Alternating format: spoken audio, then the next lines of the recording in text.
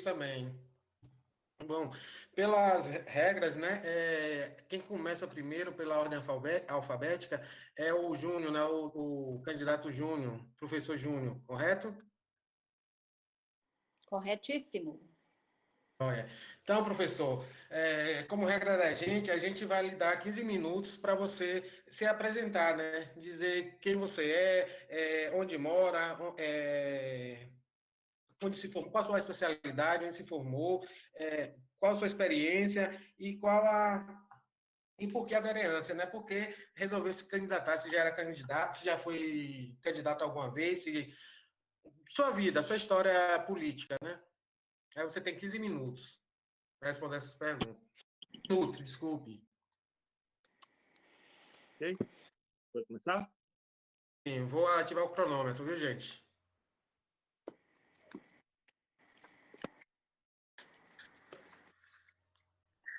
Pode começar, professor. Bom, em primeiro lugar, boa noite a todos e todas. Uma saudação especial à Associação de Moradores de Pitanga, a todos os integrantes, né? É uma honra para mim estar aqui. Na verdade, eu estou aqui por conta de uma informação que eu tive através de uma colega minha de escola, lá do Hermano Gouveia, a professora Vânia, né? Que também mora nessa região, né? Nessa localidade. Ela me informou, né? Dessa ação do grupo, né? E aí eu me interessei, procurei Ana, né? Para poder me colocar à disposição para o debate. Eu acho que é obrigação do candidato se colocar para o debate, se colocar, né? Se apresentar como candidato e apresentar o que pensa, né? Enfim, para poder se submeter, né? À apreciação do coletivo. Então, é uma obrigação nossa poder estar se colocando. Então, nesse sentido, queria agradecer a AME pela acolhida, né? Pelo fato de estar abrindo aqui o espaço. O meu nome é José Gonçalves de Almeida Júnior, né? Mas sou conhecido como professor Júnior Gonçalves. Sou professor do Estado há 16 anos, né? Moro na cidade. Eu tenho 47 anos de idade, cheguei aqui por volta de. Eu tinha uns 8 anos de idade, mais ou menos, né? Morei uma boa parte do tempo na Itinga, né? Mais de 30 anos, né? Perto de 40. Hoje eu moro no bairro do Cagi, né? Aqui próximo ao Max, né? Enfim, sou militante do movimento social aqui da cidade há muitos anos, né? Desde os 14 anos de idade, especialmente no movimento ligado à educação e cultura, né? No caso da educação, pelo fato da minha formação de professor e pela cultura, porque tem uma militância ligada a essa área também. E sou filiado ao meu partido, que é o PSB, né? Partido Socialista Brasileiro, desde os meus 18 anos de idade. Eu tenho 47. Então, foi o meu único partido, né, na verdade. Eu acho interessante colocar isso, porque é muito comum hoje as pessoas mudarem de partido como se muda de camisa. E meu partido, esse partido é o meu único partido, né, desde quando eu comecei a militar, já na condição de filiado a um partido político, né? Enfim, mas eu nunca fui candidato. Eu sempre fui do movimento social, sempre fui do movimento político, né? Fui do movimento estudantil também, né? Na UNEB, né? Depois na UFBA. Na UNEB cheguei a fazer, quer dizer, cheguei a cursar, né? Até a metade, mais ou menos, do curso de letras. E depois eu fui para a UFBA, cursei sociologia, né? Me formei, né, nessa área, sociologia. Sou professor do Estado concursado nessa área, né? Então, eu fui do movimento estudantil também, fui do movimento de professores, né? Na ASPROF, né? Associação dos Profissionais de Educação Cláudio Freitas, né? Nos anos 90. Cheguei a ser diretor de imprensa do sindicato, né? Enfim, tenho uma certa estrada, né? Acumulada, né? De lá para cá, mas assim, eu nunca fui candidato. Até porque também eu sempre tenho também como premissa a ideia de que a pessoa não se filia a um partido para ser candidato, sim para ser um militante, né? Ser candidato é uma consequência, de um acúmulo, né, que você vai tendo ao longo da sua estrada, né? Digamos assim. Né? Então, nesse ano, estou me colocando como candidato a vereador pelo meu partido, que é o PSB, que é um partido que está na base da prefeita Moema Gramacho, né? Hoje gerencia a Secretaria de Cultura, né? Nas 2 primeiras gestões da prefeita Moema, o nosso partido gerenciou a Secretaria de Educação, né? Começou em 2005, né? E foi até 2012, porque em 2013 começou a gestão do Dr. Márcio Araponga, que foi o que antecedeu a prefeita agora no 3º mandato. Enfim, o cerne da nossa campanha é justamente o combate à desigualdade, né? A desigualdade que tem no racismo, o seu elemento estrutural, né? E, além disso, né? Nossa candidatura, nossa campanha também se propõe a estar em tendo êxito na eleição, poder estar empreendendo ações no sentido de oferecer à população um serviço público de qualidade, especialmente para as pessoas que mais precisam do serviço público, né? Então, dentro dessa perspectiva, digamos assim, né? Quer dizer, o combate à desigualdade que tem no racismo, seu elemento estruturante, e o oferecimento de serviço público de qualidade, sobretudo para as pessoas que mais precisam, né? Então, dentro dessa premissa, surge a necessidade de atender 2 eixos, né? Especificamente. Primeiro, as necessidades específicas dos bairros, né? E dos segmentos sociais, né? E segundo, empreender ações parlamentares que visam contemplar, né? A todos os cidadãos, a todos os cidadãos. Para poder estar contemplando a necessidade específica dos bairros e do segmento, nós temos como proposta a ideia da implementação de um gabinete itinerante, né? O gabinete de rua, né? A ideia de levar a estrutura do gabinete para os bairros, para poder ouvir da população as suas principais demandas, né? Porque assim, a gente conhece de alguma forma a cidade toda, mas nós não... Oi. Professor, desculpe lhe interromper de novo. Qual a sua visão de Ipitanga? Qual a proposta para Ipitanga também? E se já desenvolveu algum trabalho aqui por Ipitanga ou por algum outro bairro? No caso, Itinga, né, onde você mora. Pronto. Então tá. Então, conforme eu falei, nós temos uma certa trajetória aqui na cidade, especialmente no bairro da Itinga. Eu sempre militei muito na área de educação. Na Itinga, eu cheguei a movimento de apoio de quilombos educacionais da Bahia.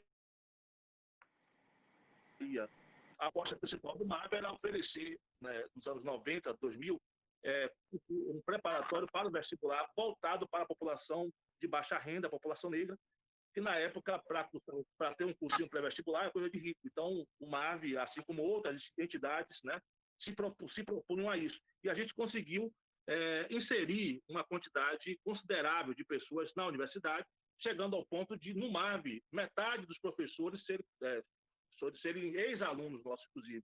Então, a gente teve essa ação, né, que a gente chama de inclusão pela educação, né? Além disso, a gente tem um histórico de promoção de festivais de música e poesia através do MAV, que atingiu especificamente Itinga, né, centro, né, algumas regiões também.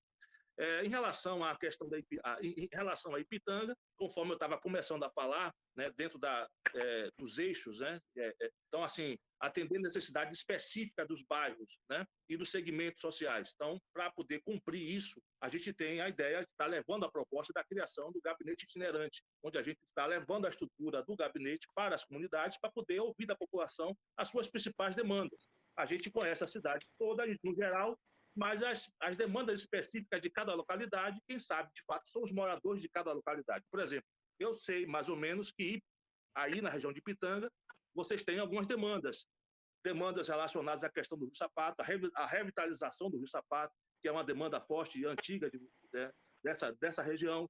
Eu sei que aí tem uma questão séria em relação à questão da segurança pública. Eu sei que aí tem uma questão séria em relação ao cuidado com a praia e o descarte do lixo. Mas existem outras tantas demandas que aí tem e que eu não sei, mas só quem sabe é quem mora aí. A ideia do gabinete itinerante é para poder estar ouvindo da população as suas demandas específicas, que somente quem mora sabe, e isso servir de matéria-prima para que eu, enquanto vereador, possa estar apresentando sob forma de projeto de lei, requerimento, indicação junto ao Poder Executivo. Então, aí são demandas específicas que a gente pretende tratar dessa forma, ou seja, radicalizando a democracia. A ideia de levar o gabinete para os bairros. Isso é um compromisso que a gente assume e que a gente pretende estar implementando se o cidadão lá, o filipense, nos der a honra de poder representar. Então, isso é uma questão. Eu ia falar da outra questão, mas já foge um pouco do que você está perguntando, que eu vou deixar para depois. Então, você ainda tem 2 minutos para compor seu tempo. Pronto. Pronto, em relação a Ipitanga, uma coisa que a gente pretende estar implementando, que aí não serve somente para a Ipitanga, também para outras regiões, que é a questão da revitalização dos nossos rios, que é uma coisa que é um desafio que a gente tem que estar enfrentando, que é uma coisa que não vai ser resolvida somente com recurso público, tem que ter parcerias também, e a gente, como vereador, pretende estar articulando politicamente a poder estar revitalizando os nossos rios. Um deles é o Rio Sapato, que é um rio importante da cidade. A outra coisa que é a questão do combate à violência, que é uma coisa também que se abate muito fortemente em Ipitanga, mas não é só Ipitanga, mas também outras localidades. Mas essa questão é uma questão específica também de Ipitanga, que a gente pretende estar não apenas fortalecendo a segurança pública com polícia, mas, sobretudo, com políticas públicas para a juventude que precisa de oportunidades, né, antes do braço armado do Estado, que é a polícia. Segurança pública não se combate apenas com polícia. A polícia tem que ser sempre a última alternativa para poder combater a violência. Antes da polícia, o Estado precisa chegar nas comunidades com as ações, com as políticas, com as oportunidades para a juventude e para a população carente, como, por exemplo, cursos profissionalizantes, oficinas, né, de arte e educação, né, o esporte, enfim. São ações que a gente pode implementar visando atacar esses dois problemas, digamos assim, que a gente sabe que tem, no caso, em Ipitanga, que é a questão do sapato e a questão da violência, né? Eu 5 minutos finalizados. Falei, a ideia do gabinete itinerante seria para atender as demais demandas que a gente pretende estar implementando, tão logo a gente possa estar em interação direta com as pessoas através do gabinete itinerante. Ok. O outro bloco de perguntas seria, como vereador, qual seria a sua prioridade? O que você faria de imediato? E como você avalia os vereadores hoje? A vereança hoje? Como é que você avalia? Qual a sua avaliação sobre as pessoas que estão? 5 minutos também, viu? Bom, tá bom. Então, bom, em relação eu sempre coloco o seguinte: você pode ser um vereador da base sem precisar ser capaz. E você pode ser um vereador de oposição sem precisar ser oposição à cidade. O vereador não está ali para representar o interesse próprio, nem o interesse do governo, do prefeito ou da prefeita de plantão. O vereador está ali para representar a população. Eu pretendo chegar à Câmara de Vereadores com esse propósito, né? Esse é um ponto. Acho que a Câmara se ressente um pouco dessa perspectiva, né? E acho também que a Câmara se ressente um pouco de um debate mais qualificado sobre a cidade, especificamente sobre a educação. A Câmara se ressente muito de um debate mais qualificado sobre a educação, né? E aí eu já ia entrar também nas propostas, né, que a gente está trazendo para as pessoas, especificamente na educação. Por exemplo, é importante a gente pensar seriamente na ideia ou na possibilidade de a gente poder estar tornando obrigatória, digamos assim, a aplicação de 30% do orçamento público na educação, porque a educação não pode ser prioridade somente da conversa, somente no papo. Tornar aquela área prioridade significa botar dinheiro naquela área. É importante que a gente tenha um debate sério e que se possa levar realmente a educação como prioridade, e isso não é possível se você não discute o orçamento, não discute a questão orçamentária, né? Então, eu defendo, é uma coisa que eu defendo. Acho que a gente pode estar amadurecendo esse debate dentro da Câmara de Vereadores. Claro que o vereador não pode apresentar um projeto de lei nesse sentido, porque o vereador não pode apresentar projeto de lei que gere despesa. Mas o vereador pode estar articulando politicamente para que isso ou outras coisas se tornem realidade, né? Então, assim, em primeiro lugar, levar um debate qualificado sobre a cidade, especificamente sobre educação e cultura. Acho que esse debate não está sendo feito hoje na Câmara Municipal. Acho que o vereador pode ser de situação sem precisar ser capacho e de oposição sem precisar ser de oposição à cidade. Acho que essa perspectiva não é uma realidade hoje. Acho que a gente poderia estar contribuindo nesse sentido, certo? E a questão do gabinete de rua como uma forma de radicalizar a democracia, né? A ideia de levar a estrutura do gabinete para o seu verdadeiro dono, que é o povo, para que o vereador possa estar, de fato, representando, né, a população da cidade, né? Porque o vereador ele se elege com um segmento da cidade, mas ele, quando se torna vereador, o candidato se elege com os votos de uma parcela da comunidade, né, da cidade, mas quando ele se elege vereador, ele se torna um vereador da cidade toda, não só daquela parcela. E para isso é importante que ele ouça a cidade toda, e a ideia do gabinete itinerante, o gabinete de rua, seria nesse sentido. Eu acho que seriam as ações, digamos assim, prioritárias que a gente estaria tomando assim que a gente assumir a vereança. Seria mais ou menos isso. Concluir um pouco aqui, antes de abrir para o debate. Aí o que eu ia estar continuando é o seguinte: a gente, ao longo da pré-campanha, a gente realizou algumas reuniões de pré-campanha, justamente com o intuito de formatar um projeto político, né, um projeto de mandato parlamentar, né, e dentro dessas propostas, a gente discutiu propostas ligadas à educação, cultura, saúde, meio ambiente, acessibilidade, né, que a gente tem um material que eu vou passar para vocês. São muitas propostas, né, mas que talvez o tempo aqui não dê, que eu queria poder estar apresentando a vocês. Mas no debate aqui, talvez surja a oportunidade de poder estar falando de algumas delas. Professor. Então, pessoal, está aberta a pergunta. O professor tem 3 minutos para responder cada pergunta. Professor Júnior, muito obrigada por participar. É bem bacana conhecer essas pessoas que estão dispostas a trabalhar por Lauro, a trabalhar por Ipitanga, que a gente sabe que não é uma tarefa fácil. Parabéns. Não é. Eu achei muito interessante a sua fala sobre ser de oposição, mas ao governo e não à cidade, porque é uma prática muito comum. Sabe, quando eu fui acompanhando o governo Dilma, todo mundo batia nela, não importa se ela fizesse coisa boa ou ruim, batia. Hoje a oposição faz a mesma coisa com o Bolsonaro, não importa se ele faz coisa boa ou ruim, bate. E a gente precisa mudar isso, né? A gente precisa, o que tá bom, bota na fora, foi bom realmente aquela medida, o que tá ruim a gente critica. A minha pergunta é sobre a educação. Já que o senhor é professor, está acompanhando a educação há tanto tempo. Laura de Freitas está com o IDEB, saiu aí a nota, não foi? 3,8. Eu, como cidadã, fico envergonhada. Eu queria ver sua visão. Como você acha que está a educação de Laura de Freitas hoje? Por que temos uma nota tão baixa? Eu não sei se você já estudou sobre, por exemplo, Sobral, no Fortaleza, no Ceará, está com a nota aí de 8,4. Quais foram as estratégias que Sobral adotou para conseguir uma nota tão alta? Quais seriam as suas estratégias que podem fazer com que Lauro de Freitas tenha notas melhores?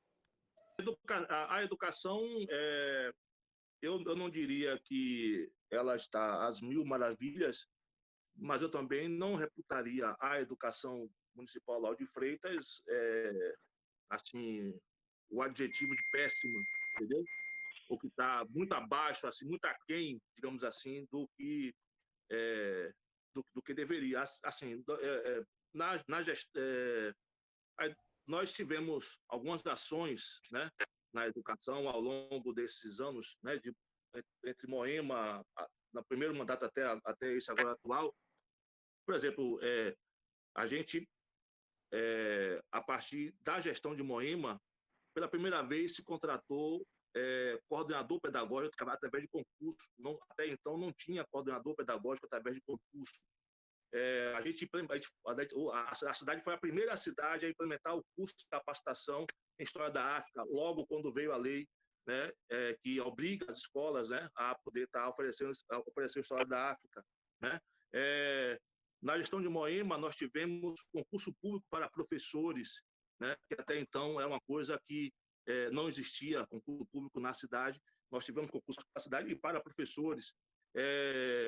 Por mais que a gente critique o processo de consulta pública agora que teve para diretor de escola, né? E eu tenho críticas em relação a isso, mas nós não podemos esquecer que foi através da gestão de Moema que se instituiu a prática de eleição direta para gestores, logo nas primeiras gestões de Moema, né? Ou seja, existiram ações, né? Agora, educação é um processo de longo prazo, não é um processo de curto prazo, nem de médio prazo, né?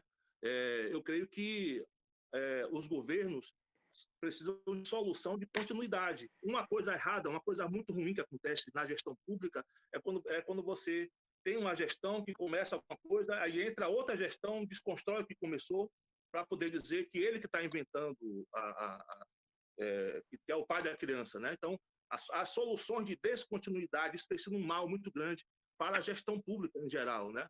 Então, isso dificulta muito. Agora, assim, não acho que não acho que devemos nos acomodar com os atuais índices, muito pelo contrário, temos que perseguir muitas melhoras, mas eu também não reputo o adjetivo de péssima, né? E comparando com outras realidades, né? Eu estava colocando aqui sobre a educação, uma proposta nossa aumentar o orçamento público voltado para a educação. Não se pode falar que a educação é prioridade se você não trabalhar investimentos em educação. E, claro, não só investir, como também fiscalizar o bom uso do recurso na educação. Okay?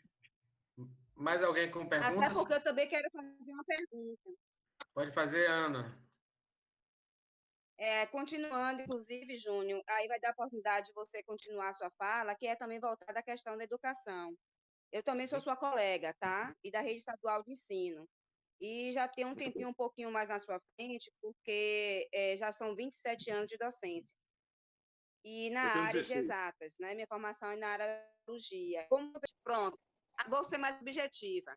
Quando você, no caso, afirma que você não se sente confortável em dizer que a educação, em relação ao que Marisa perguntou, ela é péssima, meu colega, é péssima. É a mesma coisa de a gente fazer uma avaliação de 0 a 10, o menino tomar 3,5. Nota péssima. Então, realmente, a gente, por mais que ela tenha colocado algumas alterações no percurso da gestão dela, a gente está muito atrasado no quesito de uma educação pública de qualidade no município de Lauro de Freitas. Então, urge a necessidade dos gestores públicos pensarem nessa mudança que tem que ser radical. Concordo com você quando você fala que é um investimento a longo prazo. E a educação é isso, é um investimento a longo prazo. E que, infelizmente, entra e sai gestores. Não é isso. O que é que pensa em fazer de uma forma imediata para a gente alcançar melhor retorno da educação aqui em Lauro de Freitas, no sentido prático mesmo? Tá. 3 minutos para a resposta, professor. Bom, é o seguinte, não tem mágica nem ficar tentando inventar a roda, eu acho, entendeu? Assim, eu coloquei uma opinião sobre o que eu penso, você colocou a sua, eu respeito o que você colocou, mas assim, não tem uma solução mágica. Eu acho que tem que fazer o básico e sofisticando, né, à medida que, por exemplo, nós temos uma comissão parlamentar de educação na Câmara e nós temos um Conselho Municipal de Educação que não se falam, não se comunicam. Eu acho que nós temos que ter ações articuladas entre essas instâncias que tratam da educação. É um papel nosso, como vereador, tentar promover ações articuladas entre a Comissão Parlamentar de Educação e o Conselhos de Educação. É o Conselho Municipal de Educação, o Conselho do Fundeb e o Conselho de Alimentação Escolar. É importante que haja ações articuladas. Uma grande queixa do Conselho Municipal de Educação é a ausência da Câmara. Como é que a Câmara vai poder fiscalizar a educação se a Câmara é ausente, né, dessa instância importantíssima que é o Conselho Municipal de Educação? Isso aí é uma ação prática, imediata, que deve ser feita. A outra coisa, a Câmara precisa estar tomando pé de como é que anda o Plano Municipal de Educação, que é um plano decenal de educação, né, e que a gente precisa estar tomando pé. A Câmara não pode se furtar a esse debate sobre como é que anda as metas do Plano Municipal de Educação. O que é que nós atingimos, o que é que falta atingir, por que não atingiu, e aí muita coisa não foi atingida, a Câmara precisa estar se apropriando desse debate. É uma proposta nossa, a gente sendo contemplado, né, sendo eleito vereador, poder estar provocando esse debate dentro da Câmara para que a Câmara possa estar se apossando dessa discussão. São ações práticas imediatas que têm que ser feitas, né? E, a partir daí, você ter ações outras, né, que vão estar surgindo na medida em que você está tomando essas medidas, né, as providências imediatas, né? Acho que nós precisamos ter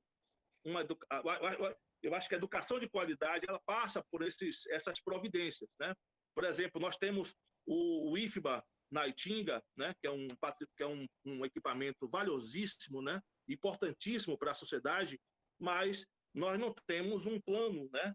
No sentido de preparar esse aluno do 9º ano para que ele possa ir para a disputa de vaga de igual para igual para o aluno da escola particular.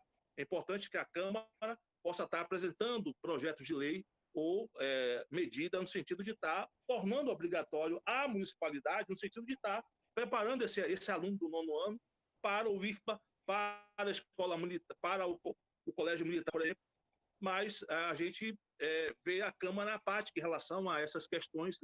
Por isso que eu falei, é importante que a Câmara tenha um debate mais qualificado da educação, e eu acho que a figura do professor dentro do parlamento é fundamental para isso, porque o professor é que está no chão da escola, está no dia a dia do chão da escola.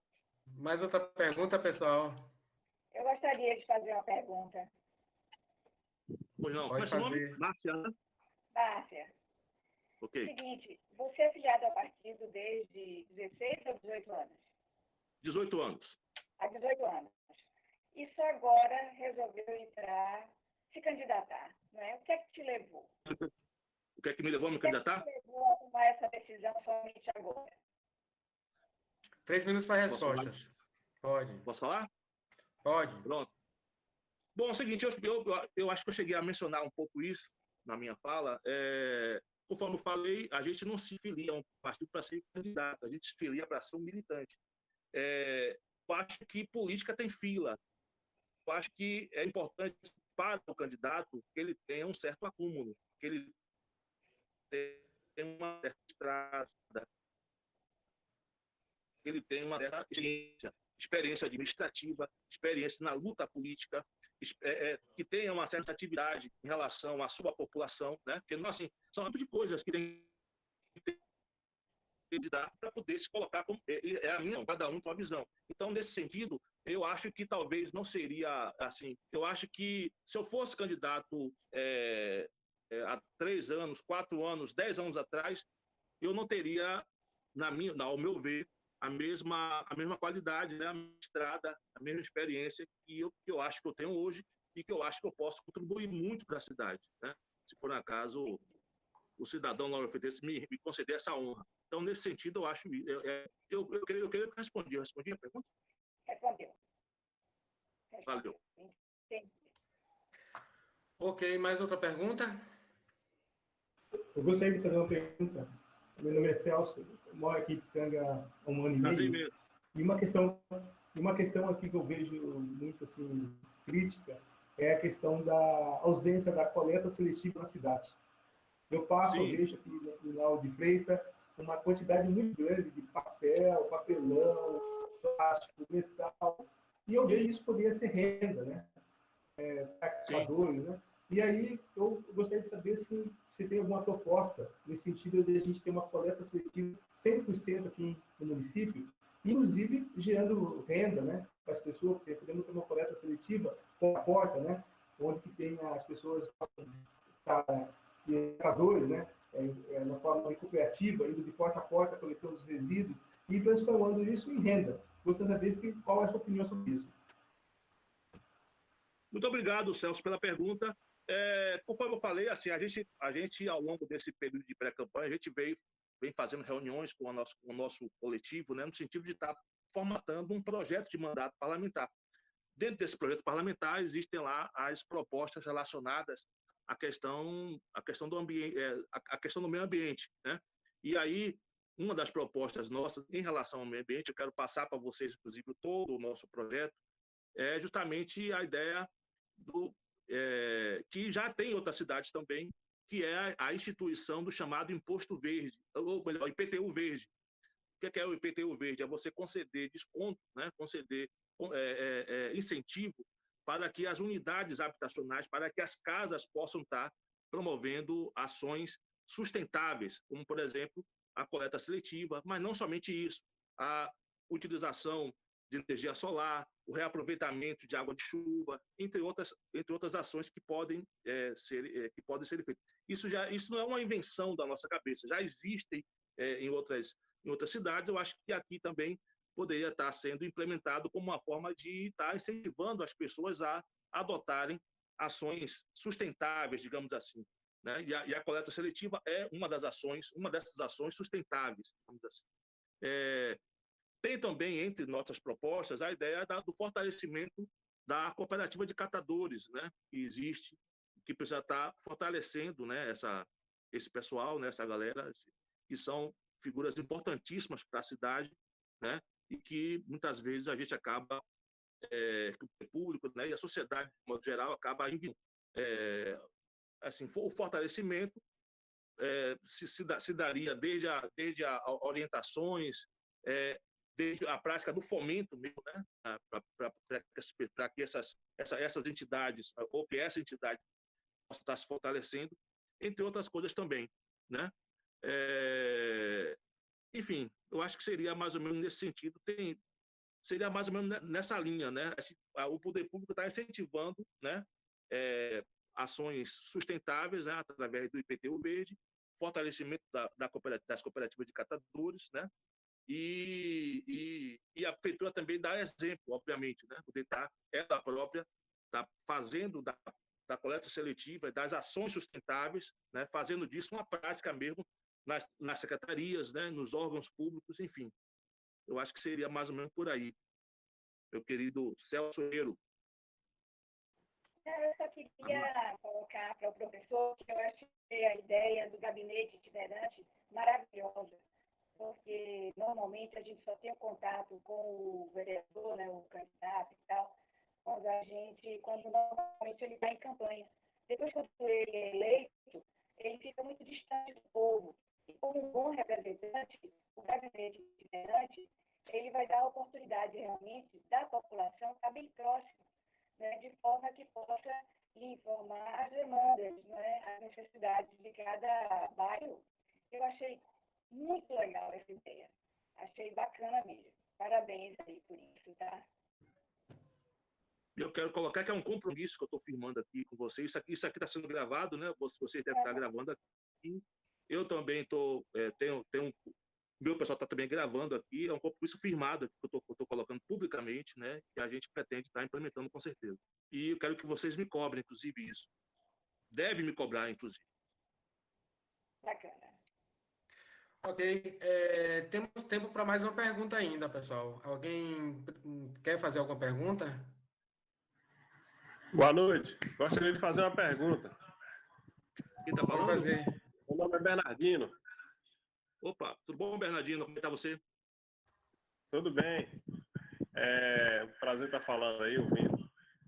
Gostaria de saber, em relação à violência nas escolas, principalmente à noite, a questão do bullying, que acontece muito à noite, a opressão com a violência, o abuso de drogas, que é muito durante a noite, principalmente. Eu conheço as escolas de Lauro de Freitas, e inclusive já tive a oportunidade de estudar em algumas, e conheço de perto essa situação do professor muitas vezes ver o aluno usando droga e não poder fazer nada por questões de ameaça que às vezes o professor vive um cenário de violência de modo geral e chega na escola, encontra aquilo ali e não pode fazer nada mesmo. Já vem de lá de cima, né, das autoridades maiores que poderiam fazer alguma coisa. O professor, né, mas assim, como político, estando político na sua vez, você pretende melhorar, conhece muito bem as escolas, né? que é que lá você pode melhorar na relação do uso de droga e da violência, para que os professores possam ensinar com mais satisfação, né, de ensinar? Entendi. 3 minutos para a resposta. Bom, é o seguinte, como eu conheço essa realidade não como político, mas como professor. Eu sou professor de formação, né? Então eu vivo o dia a dia do chão da escola e eu sei que, de fato, isso é uma coisa que é uma realidade, infelizmente, né? Agora, assim, a gente precisa adotar as escolas. Daí o quê? Um dos motivos, né, da proposta do aumento do orçamento para a educação, né? Nesse sentido também, mas precisa adotar as escolas de psicopedagogo, né? Temos que ter ações dentro das escolas, né, de arte e educação, né? A gente vive uma situação onde um professor, ele para poder fazer uma atividade que exija, que tenha que ter impressão, não pode imprimir, porque só pode imprimir quando tem prova. Então, assim, é importante que as escolas sejam dotadas, né, de profissionais que possam estar, de alguma forma, intermediando situações como essa. É importante que a escola tenha alguns serviços a serem oferecidos, como, por exemplo, a arte e educação, como eu acabei de falar. Ou seja, é importante que o Estado possa estar oferecendo para a população alternativas, né? Conforme eu falei. E antes de oferecer para a população um braço armado. Agora, claro, no limite, é importante que o Estado haja com rigidez, né? É importante que o Estado ofereça as políticas públicas de arte e educação, psicopedagogia nas escolas, né? Ações, né, variadas nas escolas para poder o aluno poder estar se inserindo, né? Se sentir inserido, né, na escola, né? Agora, no limite, no que em nenhuma dessas ações nada dá certo, aí entra o Estado com a rigidez necessária. Mas é importante que se ofereça as oportunidades, se ofereça um leque de ações, né? Por exemplo, a escola, ela durante muito tempo entende o aluno inteligente como aquele aluno que é bom em português e matemática. É a inteligência lógica, matemática ou a inteligência linguística. Existem estudos aí que existem múltiplas inteligências. A inteligência espacial, a inteligência musical, a inteligência corporal. A escola, ela não oferece ao aluno a oportunidade dele poder potencializar esses talentos que ele tem. Não oferecendo isso, o aluno se sente estranho. No que ele se sente estranho, ele passa, isso acaba favorecendo, né, de alguma forma, essas ações, né, da violência escolar. Mas, claro que isso aí é uma das coisas que pode ser falado sobre. O tema é muito mais complexo do que isso. Mas, assim, o que eu estou falando é que a gente precisa ter um leque de alternativas, né, de ações, né, dentro da escola para que esse aluno possa se inserir, né, com mais qualidade e para que evite que ele seja essa figura, né,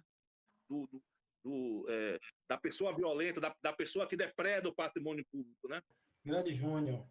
Agamenon é referência lá no Hermano Gouveia, professor de física. Agamenon, diga aí. Isso aí, como é que tá? Tranquilo.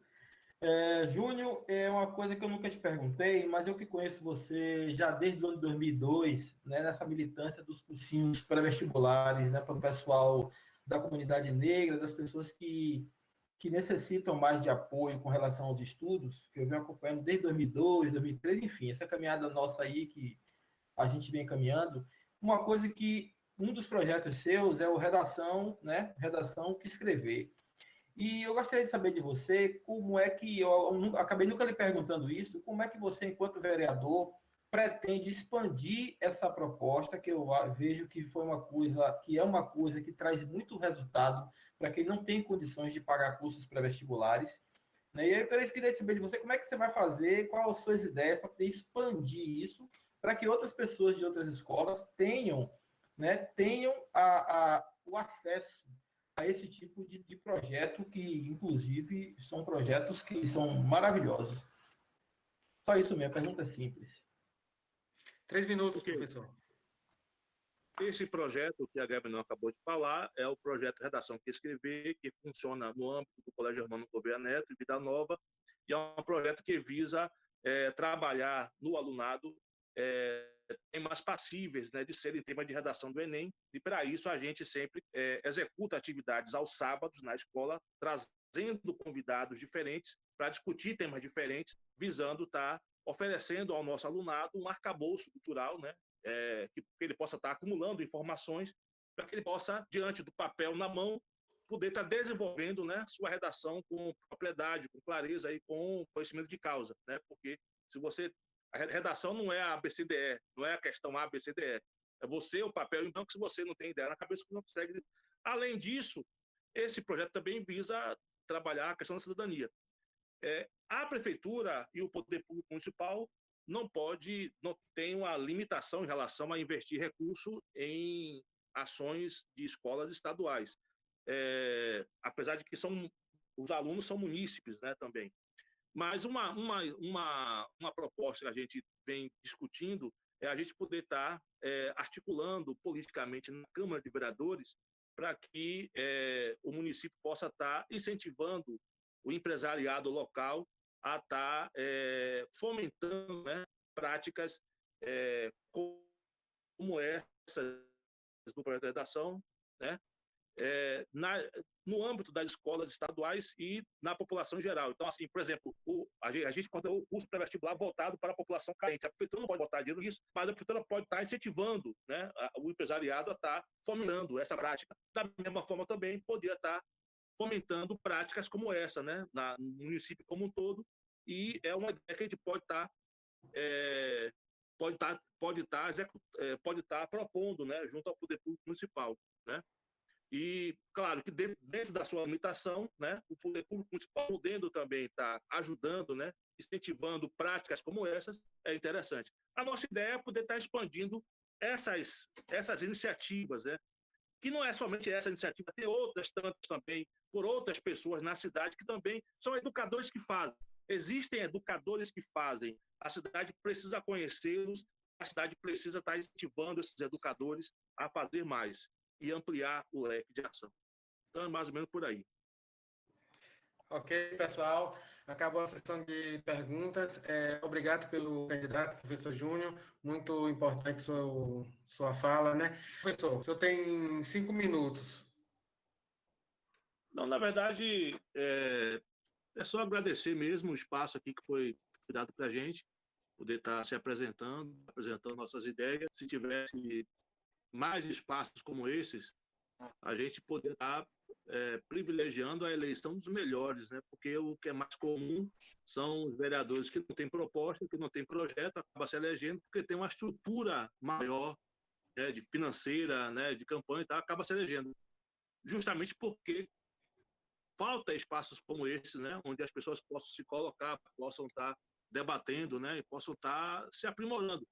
Aqui é um exercício não só de eu me apresentar como candidato e apresentar as minhas ideias, como também de conhecimento. Eu também aprendi muito nesse espaço, né? Saio daqui diferente do que eu entrei, e nesse sentido, assim, eu acho que foi muito proveitoso, muito produtiva essa noite. Claro que a gente não vai concordar com tudo, a gente está aqui que pertence a chapas diferentes, obviamente que vai ter ideias diferentes, mas a democracia é isso. Viva a democracia e dizer que eu estou aberto, né, ao diálogo sempre, né, e pretendo muito, né, poder estar voltando aqui nesse espaço, já na condição de eleito, né, para o nosso gabinete itinerante. Abraço. Abraço, professor. Ok, pessoal. Muito obrigado a participação de todos. Muito obrigado à senhora Roseli, ao Júnior, ao professor Júnior. Foi muito proveitoso esse espaço. Que continuemos assim, né? Buscando conhecer vocês melhores e vocês expor melhor para nós os planos de governo de vocês, né? A ideia de vocês para nos oferecer. É isso aí, obrigado. Parabéns, parabéns. Boa noite a todos. Boa noite, gente, foi um prazer. Adorei. Uma boa noite a todos. O professor é Boa outro noite. cara. No coração de todos.